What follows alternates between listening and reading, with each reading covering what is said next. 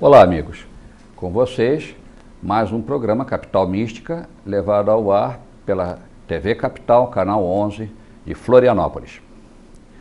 Hoje, o tema é muito interessante realmente. Nós vamos falar sobre xamanismo, druidas e o uso dos cristais como forma terapêutica. Para falar sobre um tema tão abrangente e tão envolvente, eu trouxe um convidado especial, né? Ingo Jordan. Nome místico Ingus. Ele tem como formação agronomia, se especializou em ambientalismo e daí, nesse contato íntimo com a natureza, ele acabou descobrindo a energia da natureza e a energia levada para um campo mais psíquico, mais oculto, vamos dizer, não oculto no sentido de sobrenatural, mas no sentido mesmo de que pouca gente tem contato com suas forças interiores. E ele descobriu essas forças interiores. E daí vem a sua vivência, a sua experiência, o seu caminho traçado, que acabou desembocando em que hoje ele é um terapeuta de sucesso. Então, sem maiores delongas, vamos levar a vocês o conhecimento do nosso convidado. Ingus, olá, prazer em tê-lo aqui no nosso programa, seja bem-vindo. Obrigado. E de saída, né, para matar a curiosidade dos nossos telespectadores, me conte um pouco da sua história. Você começou, já disse, como agrônomo, e aí, como é que foi essa tua evolução para chegar ao ponto que você chegou hoje, que você se dedica a essa forma de terapia? Pois é, Jaime, exatamente como agrônomo que começou essa história, né? Por sinal, acho que na tua cidade natal, fui lá no Rio de Janeiro, que eu estudei agronomia no Rio de Janeiro, né? E na cadeira de mineralogia, obviamente nós estudamos isso, né? Então a parte de cristais, uma vez, uma viagem assim, prática que a gente fez, assim, fomos lá para Goiás, né? Cristalina. Cristalina. Aí fomos lá, bom, os cristais, aqueles cristalina, não sei o que e tal. E aí disseram, bom, aqui nós temos, mas pô, lá no Rio de Janeiro, os grandes exportadores de cristais naturais estão no Rio de Janeiro, lá que vocês têm que ir, né, se vocês querem. Pô, e nós ficamos assim, espantados, né? Uhum. E realmente, na nossa volta da viagem lá no Rio de Janeiro, fomos lá no Cais do Caju, por aquela região, tem grandes exportadores mesmo, né? E para eles, exportação de cristal industrial só tem valor o cristal bem límpido, bonito e tal, né? Então, cristais meio enfumaçados, que tenham assim, algumas inclusões, para eles era rejeito. E deram de presente, né? Deram de presente. Então, tudo bem. Fiquei uma porção deles, sempre gostei muito. E nessas minhas viagens, fazem 40 anos, né? Evidentemente, nesse período a gente foi dando de presente, foi vendendo, mas alguns sempre ficaram comigo. E desde que, como eu disse para você, essa abertura que eu tive da cristais de energia, né, os cristais mestres, os mais importantes, os mais fortes foram exatamente aqueles que eu segurei comigo o tempo todo. Então isso foi uma coisa assim... Quer dizer que você teve um faro, um olho clínico assim, fora de série, que você se conectou àqueles que realmente vibravam. Exatamente, não sabia nada dessa coisa, mas aqueles bem energéticos sempre ficaram comigo, né? E no seu trabalho você utiliza justamente esses cristais, os mesmos daquela época, ou você... Também, né, que eu inclusive dou cursos de cristais, né? Então ali a gente divide basicamente os cristais em dois grandes campos, né? Seriam os cristais de uso assim nos chakras, né? Que são esses cristais de diversas cores, né? Que é aplicando basicamente até a cromoterapia. E esses cristais de quartzo, né? Que esses que eu fiquei, a gente chama os cristais mestres, né? Que é mais assim para, digamos, meditação avançada, né? Tanto sozinho como até em grupo, né? Você pode fazer grupos assim, então assim, determinados cristais desses mestres você utiliza, né? Para facilitar, né? esses insights, né, essas visões, assim, tanto sozinho como em grupo. Entendo. E me diz uma coisa, lógico, eu já andei fuçando aí nesse campo, mas o importante é levar a informação para o telespectador, né? Como é que a que é que você atribui esse poder dos cristais, não só dos cristais, mas também as pedras, né? As pedras preciosas e semipreciosas também têm vibrações específicas que podem ajudar o ser humano numa série de situações. A que você atribui esse poder, entre aspas, dos cristais, das pedras? Que tipo de explicação científica haveria para isso? Há alguma científica, mas basicamente prática, né? Acredito que a científica, inclusive, até um episódio interessantíssimo, que essa história que falaste agora no intervalo ainda, de cristais machos e fêmeas, né? Até pensei, eu li uma vez isso, há muitos anos atrás, pensei, mas que bobagem, né? Um cristal é para a direita, outro para a esquerda, né? Mas que coisa toda. Até que depois eu lembrei-me dos meus conhecimentos de mineralogia. Existe perfeitamente isso na ciência, né? Que os cristais de quartzo, até, deixa eu ver, mostrar aqui meu cristal pessoal aqui, né? Que olha, já estamos entrando no campo do ocultismo, olha o segredo dele. Se bem que oculto no bolso, hein? Então isso aqui, né, é um cristal de quartzo natural, comum, né? Então a ciência mostra que a luz, né, a energia óptica entra na base ou nos lados e sai pela ponta. E alguns cristais essa energia entra e circula, né, da direita para a esquerda, que seria o levógero, né, ou da esquerda para a direita seria o destrógero. Então está aí, veja só, ligou-se, né, esse conhecimento oculto, né, sutil, com constatação científica. Então, pois é. Então, e fora isso, aquela grande influência que os cristais têm no campo sutil, né? Basicamente no campo sutil do corpo, né? Tanto nos que eles chamam os chakras, né? Aqueles pontos, né, de energia concentrada, como também nessas camadas energéticas, né? Nós temos isso, está provado praticamente hoje em dia, isso não é crendice, mais coisa nenhuma, né? E ali, então, essa energia sutil é, de alguma maneira, afetada, não é a palavra certa, é energiza, né? O cristal consegue energizar, então, esses pontos, né, da energia sutil do nosso campo vital, por assim dizer. Poderíamos dizer, então, que o cristal age como uma energia recuperadora? Recuperadora, energia limpadora, né? Inclusive não só ele dá energia quando está faltando, mas inclusive ele tira excesso de energia, tira negatividades, por exemplo, o cristal é excelente, né, para tirar negatividades, né, que você ou tem dentro certos problemas, né, mas defeitos externos que às vezes vêm, né, certas ações de outras pessoas ou de outros locais, né, e o cristal, certos cristais são excelentes para isso, para tirar essas energias negativas, né. Agora, deixa eu ver, não é qualquer cristal, a pessoa tem que ter um conhecimento para saber qual o cristal específico para determinado assunto. Sim, isso é, analisando assim, uma comparação muito grosseira, que nem remédio, né? E todos os remédios curam, mas na dosagem certa, no local certo, né? E no o preparado problema certo, né? Exatamente. Então, exatamente. Não é qualquer coisa que se usa de qualquer jeito, que até pelo contrário, né, pode até causar problemas. Então não podemos dizer que tudo é cristal vai ajudar. Não, tem cristal que não ajuda, mas um outro cristal com alguma nuance diferente que só o técnico conhece, esse é o que vai ajudar a pessoa para aquele caso específico. Isso é importante, acho, né? Saber o cristal certo e como usá-lo. Como usá-lo. Isso que é um detalhe bem importante. Você falou nos chakras. Conceitua, por favor, Ingos, os chakras para os nossos telespectadores. O que seriam chakras?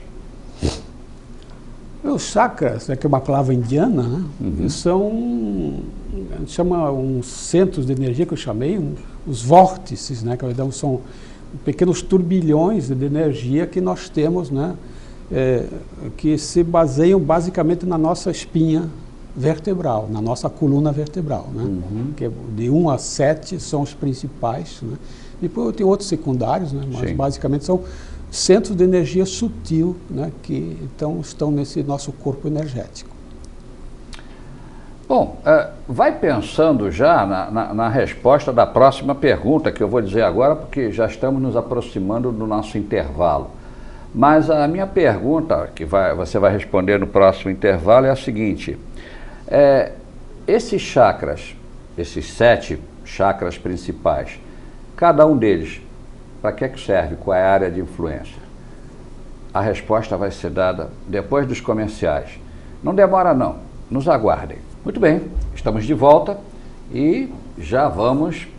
Nós tivemos a oportunidade de dar aqui tempo para o Ingos pensar da maneira mais objetiva possível na resposta que ele ia dar. Então, Ingos, os chakras, para que servem, onde é que eles estão, como funcionam? Me dá uma dica aí para matar a curiosidade dos telespectadores. Bom, ficando, né, nos básicos, né, evidentemente que tem muitos chakras, muitos centros de energia no corpo, né, são os 7, né, os mais importantes, diria eu, são 7, né, sendo o primeiro, que ele chama na raiz, né, de baixo para cima, na nossa coluna vertebral, né, seria o primeiro chakra na raiz, né, que é a força vital, né, nossa força vital, né, e que é a cor vermelha, né? Então já dando uma dica, né, para todo mundo aí, que seriam as pedras vermelhas, né, indicadas para energizar esse chakra da raiz, né?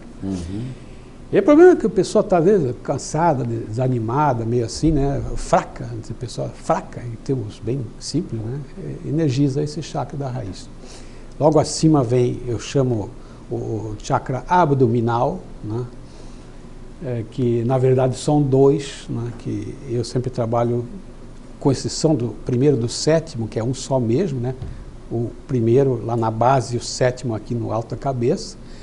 Tenho todos os outros sem dupla, né, eles são tanto na frente como atrás do corpo, né. Então o chakra abdominal, que claro, todo mundo conhece como sendo, digamos, chakra sexual, né, eu diria mais sensual, né, assim, que a parte de trás e a parte da frente tem uma ligação com a natureza, assim. Mais acima, logo acima do umbigo, tem o chakra do plexo solar, né, que é muito importante, por sinal, na relação com outras pessoas, né, que aqui se dá a ligação, né, com outras pessoas, tanto positiva como negativa, né, então é muito importante esse plexo solar aqui, e a parte de trás também, e os quarto, né, nosso importantíssimo chakra cardíaco, né, no coração, né. Ele é o único chakra básico que tem 2 cores, né. Não citei aqui que o chakra abdominal é laranja, né, e o do plexo solar é amarelo, e esse aqui do cardíaco é verde e cor-de-rosa, né, sendo mais a cor verde na parte de trás, que é a parte física, da saúde física, né, e a parte da frente mais dos sentimentos, né, problema de amizade, amor, essas coisas assim, né. E o quinto, por sua vez, é o chakra laríngeo, né, que a cor azul clara, que é importante na comunicação, né, da pessoa com outros, tal, a verbalização, digamos assim. E o sexto, né, o famoso terceiro olho, né, chakra frontal, aqui no terceiro olho, né, a intuição de você perceber na distância. E o sétimo, como já falei, chakra coronário, né, que é a ligação nossa com, né, a espiritualidade, né, exatamente. Sim. E, por exemplo, eu sei que pessoas que engolem muito sapo e que querem, às vezes, dar uma resposta à altura de uma ofensa, uma indireta e tudo, mas eles não podem por questões várias, né? Foi o patrão que ofendeu, ele não vai dizer, ora, vá para os quintos dos infernos, né? E perde o emprego. Então ele tranca aqui. Essas pessoas, de tanto trancar isso aqui, como se endurecesse, fica travado e a energia não flui. É aí que entra a terapia de liberar a energia que está travada aqui? Porque é interessante que às vezes você tem essa energia concentrada num ponto, né? tanto às vezes negativa como positiva, né? Se for positiva, você vai redistribuí-la, né, para os outros. Isso é muito importante também na hora de você tratar de determinado ponto com problemas, você também vai, né, associar com os outros centros de energia. E onde tem energia negativa, né, ou você tira ela ou transmuta, né, ou transmuta essa energia negativa, né, em positiva, e também tenta distribuir para harmonizar todo o corpo energético nosso, né. E aqui, dando uma colher de chá para os nossos telespectadores, é difícil transmutar essa energia? Olha, aí tem duas coisas muito importantes, né? Que uma é, evidentemente, de usar o cristal certo e tudo mais. A outra é a pessoa, principalmente, né, a pessoa que tem problema, querer transmutar, querer que haja essa mudança. Isso é importantíssimo. Se a pessoa for aí, como tem, a gente sabe, tem muito masoquista, né? Pessoas masoquistas que gostam de sofrer, então elas no íntimo, elas deixam por assim mesmo, aí é difícil. Isso é importante, né? Quer dizer, usar a pedra certa e também a atitude de querer melhorar, né, do paciente, digamos assim. Ou seja, vamos dizer de outra maneira, aquela de: olha, Ingos, eu estou com um problema aí, resolva meu problema. Não é por aí não, né? Pois é, não, tem que haver uma, né, participação ativa, né, digamos, da pessoa ali para dar resultado, né? E aí é teu trabalho dar essa assessoria para ajudar, não carregar a pessoa nas costas, mas ajudá-la a resolver esse bloqueio energético. Muitas vezes, tanto assim que a gente faz essa linha de trabalho que a gente faz, eu não fico dando uma de psicólogo, né, perguntando qual é o problema, brigou com a mulher, não quero nem saber. Eu identifico, né, qual é, assim, o ponto de que está com problemas, né, então, olha, esse problema aqui afeta tal lugar, sentimentos, aí a pessoa, lá com seus botões, tem que pensar o que está, e aí ter um pensamento positivo, né, para haver essa mudança. Exato. Bom, uma outra pergunta. Quando nós estamos aqui no estúdio, antes de começar o programa, trocando aqui as nossas figurinhas, né? Você me falou uma coisa que me chamou muito a atenção. Você disse que um dos teus trabalhos, o teu maior estudo, era buscar a espiritualidade junto à natureza, né? Então, o que seria essa espiritualidade junto à natureza? O primeiro passo para isso foi, né, que nós estamos falando, essa energia sutil, né, que existe junto aos cristais, né, que não é só a luz dele, tá? Essa energia sutil que tem ali. E aí, com isso também eu fiz algumas vivências que me apresentaram um xamã, nosso grande xamã dos cristais aqui no Brasil, que é o Antônio Duncan, lá de São Paulo, né, de ver que além dessa energia dos cristais tem algumas entidades, né, da natureza que estão por trás disso, né, e que assim tem diversos nomes, né, quase em todas as religiões inclusive tem nomes dessas entidades espirituais menores, né, os anjos, por exemplo, né, na tradição cristã, os anjos, né, mas que a gente prefere chamar os devas e os elementais, né. Então, os elementais, as entidades menores, ligadas aos elementos mesmo, né, junto aos cristais, e os devas seriam umas entidades intermediárias, organizadoras da natureza. Isso e a gente tem feito, então, isso bate direto no que nós fazemos no xamanismo e no druidismo, né? Então, interagir mesmo com essas entidades da natureza, que é uma coisa maravilhosa, né? Foi uma sensação mais fantástica que eu já tive na minha vida, né? E que é possível fazer isso, né? Com boa vontade, com sinceridade, né? Não precisa ser os cristais, digo já de passagem, né? Cristais ajudam, né? Mas, então isso é uma coisa fantástica, essa espiritualidade não ligada à religião. Isso que é uma coisa que fiquei muito satisfeito também, né? Que evidentemente acho eu, né? Toda a religiosidade tem que ter espiritualidade, evidentemente. Mas não é o oposto também, né? Você pode desenvolver essa ligação, né, espiritual com essas entidades sem necessariamente infringir algum dogma daquela religião. Né? Isso é uma das coisas que muito me satisfizeram. Né? Eu entendo então que você está passando a informação aos nossos telespectadores de que os chamados elementais, né, forças da natureza, elas são presentes no nosso universo tridimensional? Exatamente. Né?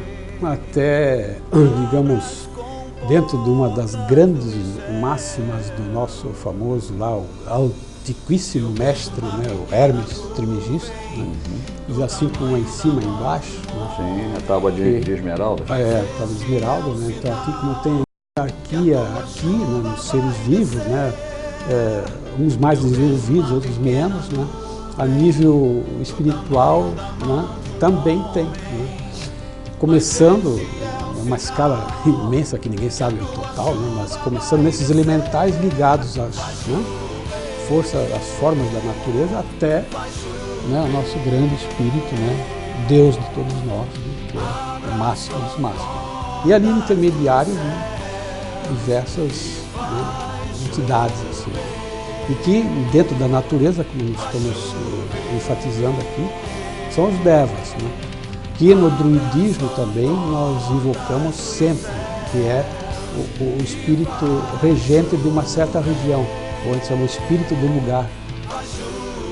Isso é importantíssimo, que com isso a gente consegue, digamos, acessar esses mundos. E esse Deva, esse espírito do lugar, como você o chamou, ele pode ser, digamos, percebido pelos nossos sentidos normais? É aí que está. Tem gente, eu não sou altamente, né, nesse aspecto, eu nunca vi assim diretamente, mas você vê por mensagens, né, que você tem uma determinada intenção de fazer isso ou aquilo, e de repente vem uma resposta da natureza, né, que é completamente incompreensível. Né? De repente você faz uma invocação, uma coisa assim, e vem uma coruja voando na sua direção. Como é que vai explicar isso? Né? Mas você fez essa invocação, né, ao espírito das aves. Ou então uma planta se mexe de repente. Né? Pelo que eu conheço. Então isso é uma resposta física, não é uma visão, não é uma ilusão às vezes. Na realidade, quando essas coisas ocorrem, aí as pessoas, os que vivem essa realidade, dizem que se apresentou um tótem, né? E esse tótem, ele, como se diz, ele se manifesta dessa forma. Agora, bancando o advogado do diabo, nós temos que ir um pouco mais à frente. Nós vamos fazer isso, mas depois dos nossos comerciais. Nos aguarde. Muito bem. Falávamos dos devas, falávamos dos elementais da natureza. E eu fiz uma pergunta ao Ingos, meio capciosa, porque o objetivo é desmistificar o misterioso. Então, o Ingos disse que às vezes quando a gente pede um contato com algum elemental da natureza, esse contato às vezes se apresenta de uma maneira às vezes até um tanto quanto estranha, misteriosa. Aparece uma coruja voando, ou então uma planta se move. E aqui, bancando o advogado do diabo, eu pergunto para o Ingos, bom, mas isso daí não pode ser, digamos, uma sugestão? A gente quer tanto entrar em contato com uma força da natureza que, por coincidência, uma coruja sai voando, ou às vezes um pé de vento que a gente não sente mexe uma planta, ou algum animal rastejando na base do caule da planta, mexe a planta e a gente acha que é uma resposta. Não seria o nosso subconsciente querendo ver? Veja, Ingos, não estou te colocando entre a cruz e a espada. O objetivo é dar uma de advogado do diabo para matar a curiosidade dos meus telespectadores. Me dê aí a sua visão particular sobre esse assunto. Você parece que tem um caso muito interessante para contar sobre isso. Bom, eu teria diversos, né? Mas dentro desse aspecto, você falou, advogado do diabo, mais do que eu mesmo fiz, né? Que eu, agronomia é do ramo da engenharia. Sim. Nós sabemos muito bem que a gente é super racional, né? Só acredita em coisas, né, que você pode medir, pesar, né? Então, até essa energia sutis para a gente aceitar isso é difícil. Imagina isso, não tem dúvida, né? Mas eu estou dizendo que é uma evolução, né? É uma evolução que realmente leva tempo, né? Que nunca teve nada, acredito que seja um pouco difícil acreditar essas coisas. Mas essas evidências que eu estou dizendo, é um grupo que vê tudo ao mesmo tempo, não é uma pessoa, de repente um anjo descendo, né? Mas é só você que vê um ET, né? Mas é só uma pessoa que viu, aí você até pode dizer, pô, o cara, né, teve uma ilusão. Mas quando um grupo vê, né, a coruja vê uma pedra se movendo, assim, poxa vida, né? Ou alguém do grupo tem um poder mental fantástico, de telecinese, de telecinese, puxar uma coruja, né, ou de mover a pedra, até pode, quem sabe, né? Mas sei que você fazendo, por isso que eu fatizo sempre que a gente chega a esse ponto fazendo esses rituais, né? Os rituais que, eu insisto de novo, não tem nada a ver com religião, mas é para nós sairmos desse mundo racional, bitolado, né? Que nós temos tantos véus na nossa frente, né? O cartesianismo em excesso é prejudicial. Tudo, e a nossa, né, a gente fica assim, nossa mente, né, racional fica lá tagarelando o tempo todo, né? Então tem que silenciar isso e tudo. Então é nessas práticas, a gente chama, né, de centrar-se, né, de meditar e coisa assim, aí para você conseguir entrar em sintonia, né, com essas vibrações, né, sutis da natureza, que tudo é vibração, isso, né, você sabe, isso todo mundo concorda, até os Einstein da vida, né, concordam plenamente. E nós também, então, já encontrou mais um, né, encontro de conceitos aqui. E eu acho que, então, você tem que saber que você tem que se sintonizar com essas entidades, né, se preparando, né, para isso. Aí que eu me tenho esforçado para isso, né, então acredito que por isso que a gente às vezes consegue. Veja, Ingrid, eu agora aproveito, embora advogado do diabo, como eu já disse, mas também eu já vivi muitas experiências interessantes desde que eu me dediquei a essa busca na explicação do oculto, né? Mas uma ocasião, os xamãs tinham me dito que o meu totem, ou seja, o meu animal representativo, né, seria o gavião. Né? Gavião. E uma ocasião eu estava vivendo uma situação muito difícil na minha vida, porque eu estava em vésperas de realizar uma delicada intervenção cirúrgica, então eu corria risco de vida. Eu estava muito desanimado, né? E eu decidi ir a uma praia deserta aqui da ilha, era um dia chuvoso, e eu, assim, num momento de recolhimento interior, eu fiz uma oração pedindo, né, que as forças da natureza se apresentassem diante de mim e me dessem um indício, uma prova de que o meu caso não era perdido, que havia uma esperança, né? E eu olhei para um lado, olhei para outro, não vi nada, só vi o oceano ali batendo de frente na praia, né? Para trás estavam as dunas lá da Joaquina, mas eu já tinha andado bem em direção lá para o lado campestre, já estava bem isolado da Joaquina. A chuva, o vento, o frio, era um mês de agosto. E, pois bem, eu olhei, eu estou perdendo meu tempo, porque eu sou muito crítico.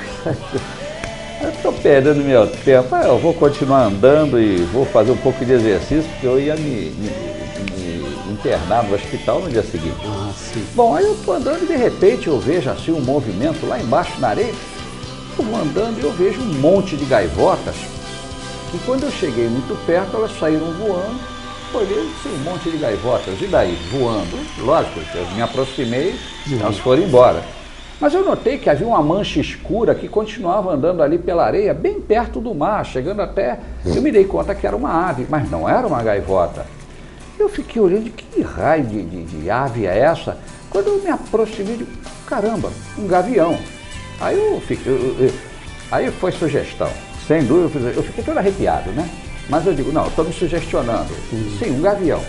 Gavião na praia, molhando as patinhas na água do mar, nunca tinha visto, mas, bom, coincidência. Eis que o gavião, quando eu me aproximei muito dele, ele levantou o voo e foi voando na direção oposta de onde eu estava, lógico. Aí eu digo, bom, poxa, bom, tá, foi uma colher de chá, mas eu não entendi aquilo com prova nenhuma. Qual não é a minha surpresa quando eu vejo que o gavião fez uma curva, veio voando rasante e está vindo na minha direção? E eu parei assim, surpreso, eu fiquei sem ação, não sabia o que é que eu fazia, né? Bom, olha, ele deu uma volta de tal maneira que ele passou por mim, a asa dele tocou meu pescoço. Oh, que coisa maravilhosa. Eu digo, olha, eu nunca vi um gavião querer uma proximidade dessa com um ser humano. Aí ele passou e continuou voando em direção assim, lá pro lado da Joaquina. E eu fiquei acompanhando o gavião até ele se perder atrás do Morro da Joaquina. Eu digo, olha, será? Ficou a dúvida, né? Bom, o fato é que eu fiz a operação, ela saiu bem, porque senão não estaria aqui, né? Sim. E, bom, mas até hoje eu continuo sendo muito crítico. Eu me recuso a acreditar que aquilo foi uma morte, mas até hoje isso me incomoda. Pois é que a gente, na verdade, como eu falei, a gente custa se libertar, né, desse mundo consumista, né? De só ver coisas materiais, né, bem mensuráveis, né, tudo certinho na nossa frente. Então é difícil, né, esse nosso mundo consumista, digamos, não é ocidental, não é capitalista, que lá na China comunista está igual ou pior do que nós, né, consumindo horrores, né, poluindo tudo, né? Isso que também, só passando, me aproximou dessas filosofias de vida, né, que não deixa de ser uma filosofia de vida, né, tanto o xamanismo como o druidismo, que eles veneram, respeitam a natureza, né? Os celtas, por exemplo, os índios norte-americanos também, né? Eles, digamos, se sentiam hóspedes do mundo, né? Nós somos os parasitas do mundo. E, com toda sinceridade, né, nós parasitamos o nosso planeta de um nível terrível, né? Não vou discutir muito isso, que também não é nosso assunto, né? Mas essa é a grande diferença. Então, esse lado espiritual intermediário que é importante, né? Que eles também acreditam, né, no Ser Supremo, né? Acreditamos, digamos, eu, dentro da minha religião e da minha filosofia, é coisa, né? A gente acredita no Ser Supremo, no Ser Superior, mas também nessas outras entidades intermediárias, né? Que estão, digamos, formatando o nosso mundo, né? Que, aliás, a ciência também já está entrando nisso, né? Aquele famoso, não tem o Rupert Sheldrake, aquele inglês, se não me engano, né? Que a teoria dos campos morfogenéticos, uma coisa assim, né? Que são essas energias sutis, né? Esses campos de energia que Foto Killian, né, conhece melhor que eu, né? Foto Killian tem que dar. Então, né, essa parte de energias sutis, né, que nós, digamos, estamos ligando um pouquinho mais com esses seres, né, espirituais, né, intermediários. Né? Pois é, olha, assunto tem que não acaba mais. E eu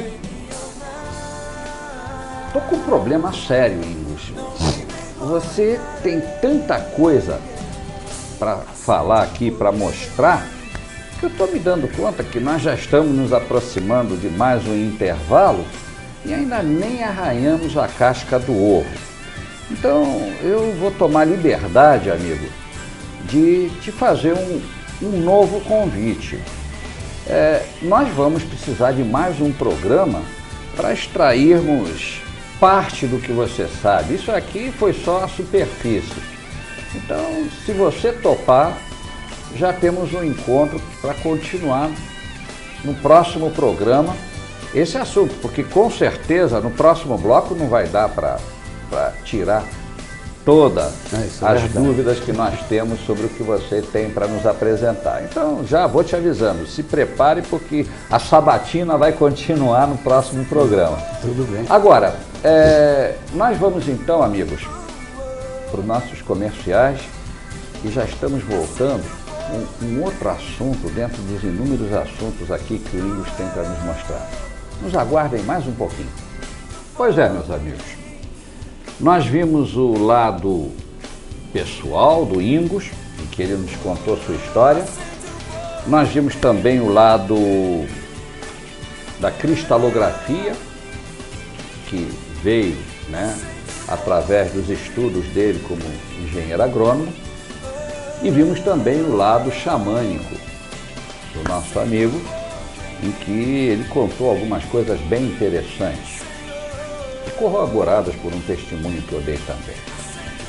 Mas há um outro lado também dessa verdadeira caixa de surpresas que é o meu convidado, que é o lado druídico dele, o lado druida, o lado celta. E esse lado, então, meu Deus, mas tem assunto aqui que não acaba mais. Nós vamos apenas adoçar a boca dos telespectadores. Vamos deixar o prato principal para o próximo programa. Mas me conta só para você servir de anzol aí para os nossos amigos, esse teu lado druídico. Eu sei que você primeiro estudou xamanismo para depois entrar na teoria dos druidas e você começou a estudar a parte dos druidas aqui mesmo em Florianópolis, por coisas que você viu aqui, que estão na ilha e que dão um testemunho cabal de que aqui há uma tradição druídica também. É verdade, Jaime. Aqui na nossa, aproveitando a nossa Ilha da Magia, né, que realmente é fantástico, através de umas vivências xamânicas, né, e de estudos, até um amigo nosso que estuda muito as pedras aqui, né, na ilha. Sabemos que aqui nessa região é a maior concentração de inscrições rupestres, né, do Brasil. Do Brasil, né, essa faixa aqui, principalmente centrada aqui nas nossas ilhas, nosso arquipélago, digamos assim, né. E uma figura me chamou a atenção, foi uma coisa espantosa, né, uma figura que tem na Ilha das Aranhas, né. Deixa eu ver se eu mostro aqui. Essa figura aqui, né, que é dois triângulos, né, superpostos, um sobre o outro, né, que forma que nós vimos uma das coisas mais místicas que tem da Idade Média, que é o Santo Graal, né, onde se juntou exatamente a mística cristã com a mística druida, né, dos recipientes. O recipiente, isso aqui é um recipiente sagrado, né, o Graal é um recipiente sagrado. Sim, sim. Ainda mais com esses pontos aqui em cima, que não vamos alongar, né, mas também tem um significado profundo, né? Então isso está aqui escrito nessas pedras, né, há 4.000 anos, só. E como vi também um pessoal conhecido meu, tem um caldeirão de pedra, um recipiente de pedra. Isso leva ao mais antigo ainda, a tradição celta, né, são os caldeirões, né, que depois foi deturpado, né, na Idade Moderna, não foi na Idade Média não. Isso é uma coisa que também tem que se corrigir. Na Idade Média, esses conhecimentos não eram perseguidos. Foram perseguidos, infelizmente, depois do advento da imprensa. Aí que houve uma perseguição terrível, né? Quando foi isso? A Inquisição. Não foi no ano 1100, foi no ano 1400, 1500, 1600, na perseguição violenta que houve. Então, naquela época, esses conhecimentos não eram perseguidos. E ali, então, houve esse amálgama, né, maravilhoso entre o cristianismo primitivo, né, com o druidismo, com essa filosofia, né, a natureza, até surgiu uma igreja, chamada Igreja Celta, né, que até hoje, qual é o símbolo principal da Igreja Celta? É uma cruz cristã com um círculo druida. Nosso símbolo, né, druida é o círculo. Então veja só que coisa maravilhosa. Por isso eu repito de novo, né? Não me conflita com a minha religião isso, né? Esse conhecimento espiritual maravilhoso, né, que vem de milhares de anos atrás, né, essas energias da Terra que nós simbolizamos como dragões, né, que está um dragão, né, por sinal, que fico satisfeito, né, com o dragão, que não é visto como demônio. Isso também é uma coisa importante. Nem os druidas, nem os chineses veem o dragão como um ser maléfico, demônio, demoníaco. Isso é muito simbólico, né? É uma energia que existe na natureza, né? Então, e aqui também essas energias telúricas que nós representamos, né, com o nome de dragões, né? Que lá tem duas grandes linhas mestras de energia que se cruzam em certos pontos, aí dá uma energia tremenda, telúrica, né? Que são os conhecidíssimos templos circulares de pedra, né? O Stonehenge, né? Avebury, Salisbury, né? Diversos, não só na Inglaterra, mas também na Irlanda e na França. Na França também o movimento druida é importante. Então essas energias, né, da natureza que nós estamos vendo aqui. Eu tenho particularmente, conheço um ponto de energia no norte da nossa ilha de Santa Catarina, né, onde eu faço assim minhas meditações, assim, então, e com assim percepções fantásticas, né. Olha, bastante interessante. Quer dizer, então, deixa eu ver se eu entendi, que você me disse, o fato de eu acompanhar o movimento druida não tem nada a ver com a tua religião. Quer dizer, você tem uma religião que não tem nada a ver com o druidismo nem com o xamanismo.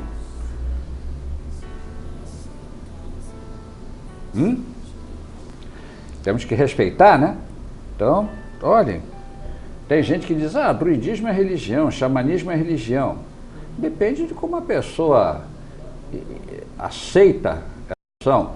Tem gente aí que inclusive diz assim, ó, isto aqui para mim é Deus. Tá, tudo bem. Eu particularmente não acho que seja, mas se o cara acha, quem sou eu para dizer, não, Deus não é isso, Deus é isto. Cada um tem sua opinião, a gente respeita. Mas olha, uma das raras pessoas que eu ouço dizer que xamanismo não é religião, druidismo não é religião, ele tem a dele, não importa qual. Imagino que seja uma das religiões catalogadas cristianismo, budismo, espiritismo, seja lá o que for. Mas não importa. O fato é que, veja, ele considera o xamanismo e o druidismo como algo fora da religião. Poderíamos dizer que você considera isso como uma técnica? Não, exatamente. É uma, diria, para nossas palavras, que a gente poderia dizer, uma filosofia de vida. Uma filosofia de vida, né? Claro que dentro dessas culturas existe o panteão religioso, né? Os celtas, os antigos celtas, né? Sim, que tinham os deuses. Tem uma série de divindades, né? Como lá os índios norte-americanos também, né? Mas a divindade maior, o que eles para mim é Deus, né? O que lá os índios americanos, né, os xamãs lá, é o Akantanka, é o grande espírito. O grande espírito é Deus, o Deus de todos nós, né? Lá também nos druidas, né, a gente invoca o ser espiritual maior né, é o grande espírito, só, não tem um nome especial.